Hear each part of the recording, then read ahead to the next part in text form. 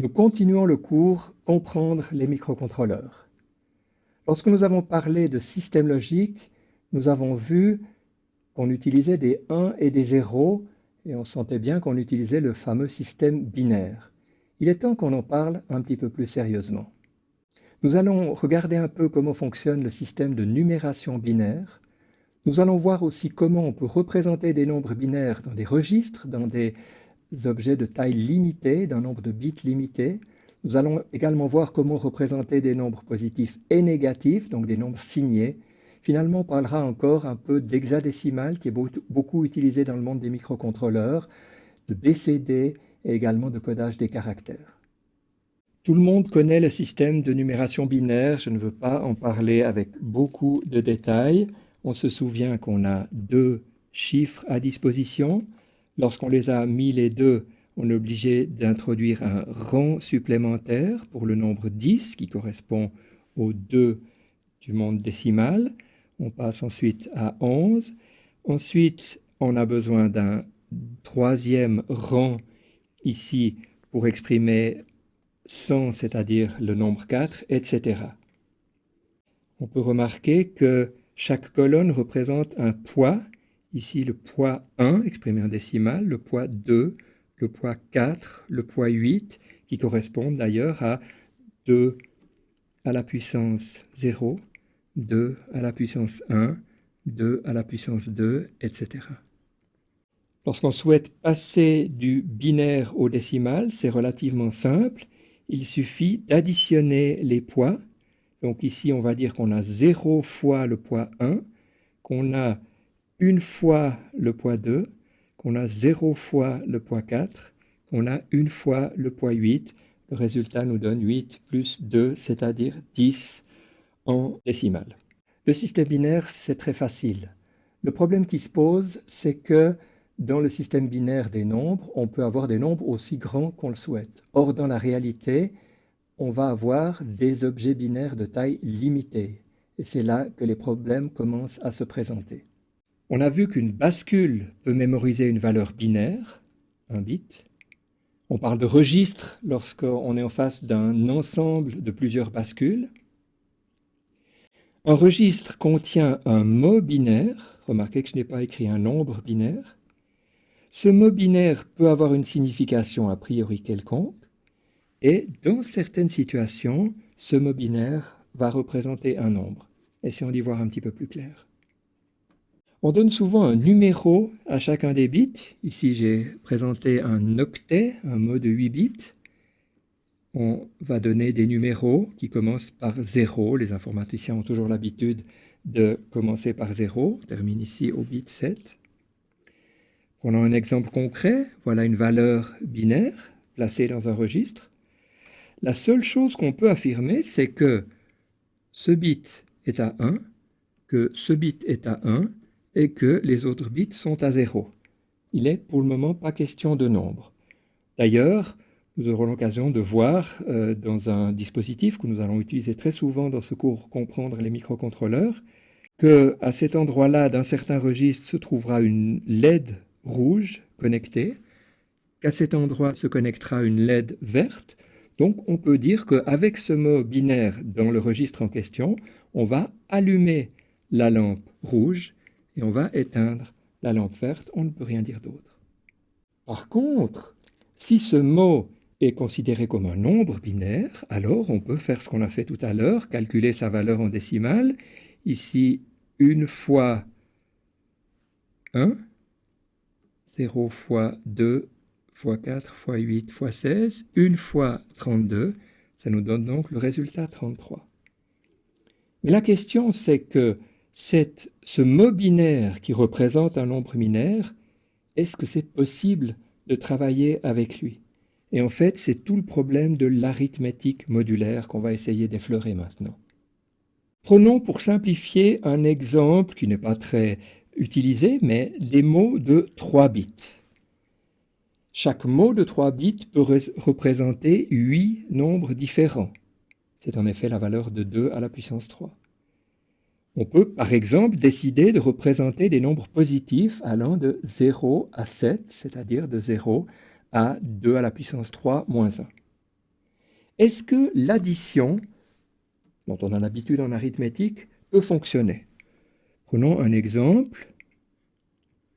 10 plus 1. Comme il s'agit de nombres de 3 bits, je devrais écrire ici clairement les valeurs des deux autres bits. Je vais faire le calcul. 0 plus 1 me donne 1. 1 plus 0 me donne 1. 0 plus 0 me donne 0. Le nombre écrit en binaire, ici c'était la valeur 2, ici c'était la valeur 1. Le résultat c'est 3. Tout semble parfaitement correct. Prenons un second exemple. On va additionner la valeur 3 à la valeur 3. Le total sera 1 plus 1, ça me donne 0, et j'ai une retenue de 1. 1 plus 1 plus 1, ça va me donner 1 avec une retenue de 1. Et ici, j'ai donc un 1. Si maintenant je mets les valeurs en binaire, j'avais le nombre 3, j'avais le nombre 3. Ici, j'ai la valeur 0 fois 1 plus 1 fois 2 plus 1 fois 4. C'est donc bien égal à la valeur 6. C'est donc tout à fait correct. Prenons un dernier exemple, la valeur 6, auquel j'additionne la valeur 3. Quel total j'obtiens? 0 plus 1 me donne 1. 1 plus 1 me donne 0. Je retiens 1. 1 plus 1 me donne 0. Et j'ai encore une retenue. Et là, il se pose effectivement un problème. J'avais ici le nombre 6. J'avais ici le nombre 3. Et mon résultat est égal à 1. Pourquoi? Parce qu'en réalité, j'ai perdu le 1 qui devrait se trouver là, puisque, je vous le rappelle, nous avons décidé de travailler avec des mots de 3 bits. On est arrivé à ce qu'on appelle le dépassement de capacité. Donc, comme on l'a vu, on obtient un dépassement de capacité. Le résultat est en fait privé du bit de poids 8 qui n'existe pas sur une notation à 3 bits. Et en fait, du point de vue purement arithmétique, le résultat, c'est bien 6 plus 3 modulo 8. Je rappelle que le modulo, c'est le reste de la division entière, une opération arithmétique très importante. Essayons de mieux comprendre ces nombres modulaires positifs. Et il y a deux représentations qui vont nous aider à mieux les comprendre. D'une part, le cercle et d'autre part, cette fonction que nous allons voir ici. Qu'est-ce qui se passe?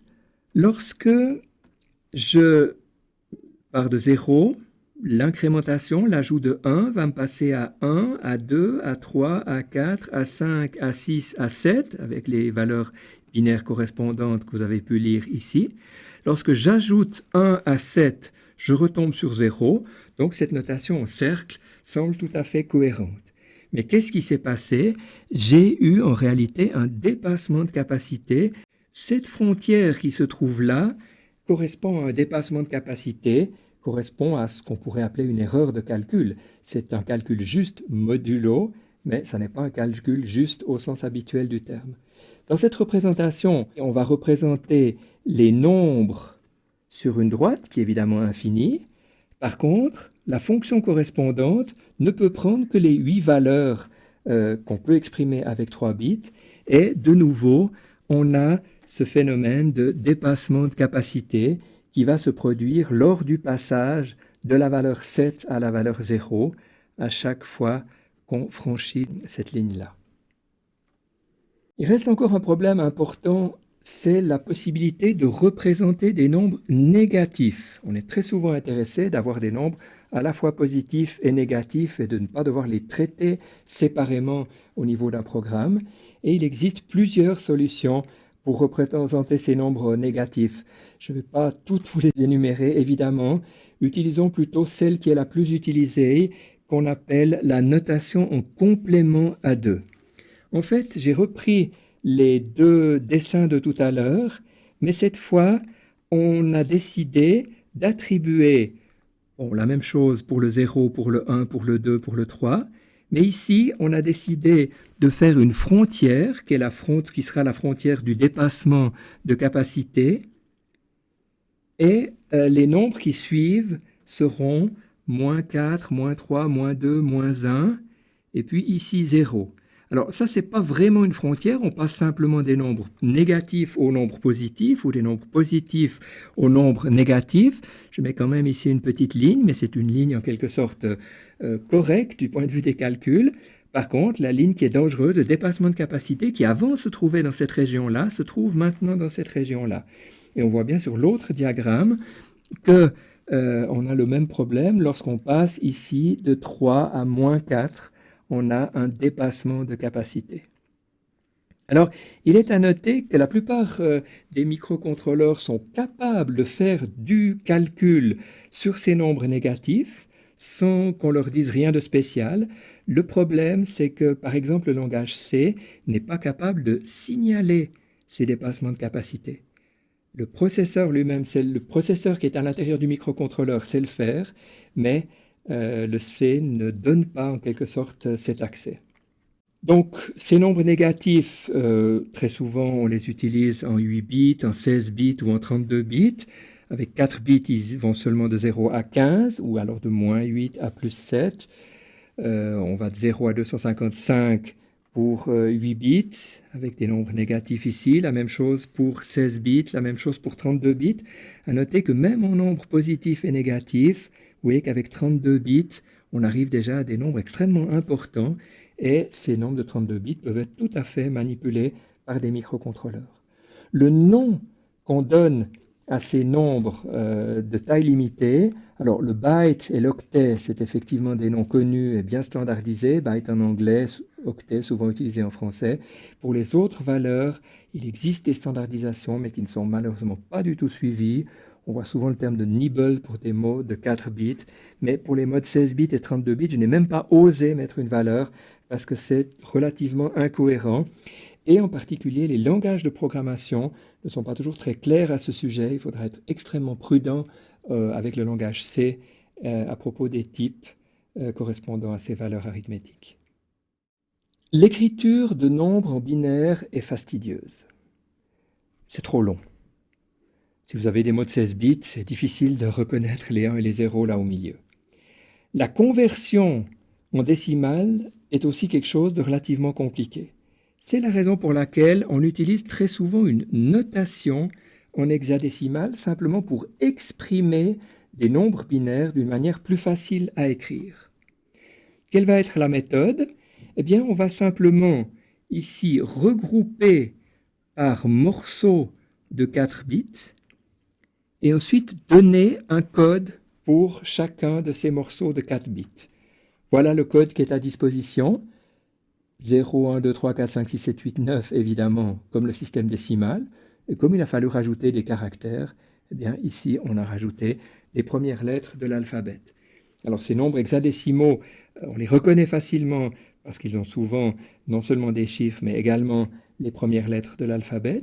Et, je rappelle, il faut couper le nombre binaire en tranches de 4 bits, bien entendu depuis la droite, et ensuite coder chaque groupe avec ces chiffres de 0 à F. Un autre système qui n'a strictement rien à voir, mais que parfois les gens confondent, c'est le système BCD. Alors le système BCD, il n'est plus très utilisé, mais il est encore parfois utilisé, par exemple pour des circuits horloges. Il s'agit bien dans ce cas-là de nombres décimaux, il faut s'en souvenir. Mais chaque chiffre décimal est codé sur 4 bits. Par exemple, un mode 16 bits peut donc coder des nombres BCD de 0 jusqu'à seulement 9999. Prenons un exemple. Voilà une valeur horaire, 21h35, codée en BCD. 2, 1, codé chaque fois sur 4 bits. 3, 5 de la même manière. Mais il ne s'agit pas d'hexadécimal. Et il faut bien comprendre que le passage du binaire au BCD nécessite de nombreuses opérations, que c'est cette fameuse conversion du binaire au décimal, et c'est encore plus compliqué pour passer du décimal au binaire. Terminons ce chapitre par parler du codage des caractères. On a certainement entendu parler du code ASCII. Il est effectivement extrêmement ancien, il date de 1963. Il était codé à l'époque sur 7 bits, ce qui ne nous arrange pas du tout, et ce qui est dramatique pour nous autres francophones, il ne contient pas de lettres accentuées. Voilà ce code tel qu'il a été standardisé. Prenons par exemple ici la lettre T pour regarder comment est-ce qu'on la code. Ici sur la ligne, on a la valeur 4, donc ça signifie qu'on aura la valeur 0, 1, 0, 0 pour les bits de poids faible. Ici, j'ai la valeur 5 qui va coder les bits de poids fort, donc j'aurai 1, 0, 1. Donc ici, la lettre T correspond bien à cette valeur binaire 1, 0, 1, 0, 1, 0, 0, donc un mot de 7 bits. Il est à noter qu'il existe beaucoup d'extensions du code ASCII qui malheureusement ne sont pas compatibles les unes avec les autres et c'est une jungle relativement compliquée. Même sur Internet, plusieurs codes cohabitent. On utilise assez souvent un code qui s'appelle l'UTF et en particulier sa version 8 bits UTF-8, mais d'autres codes sont également utilisés. En ce qui concerne les microcontrôleurs, disons qu'on n'a pas très souvent besoin de lettres accentuées et qu'on peut assez bien s'en sortir avec le système ASCII traditionnel. Donc je vous rappelle que dans ce chapitre, nous avons parlé de numération binaire, nous avons parlé de nombres binaires de taille limitée, nous avons parlé du codage des nombres négatifs et nous avons également abordé la question de l'hexadécimal, du BCD et également du codage des caractères.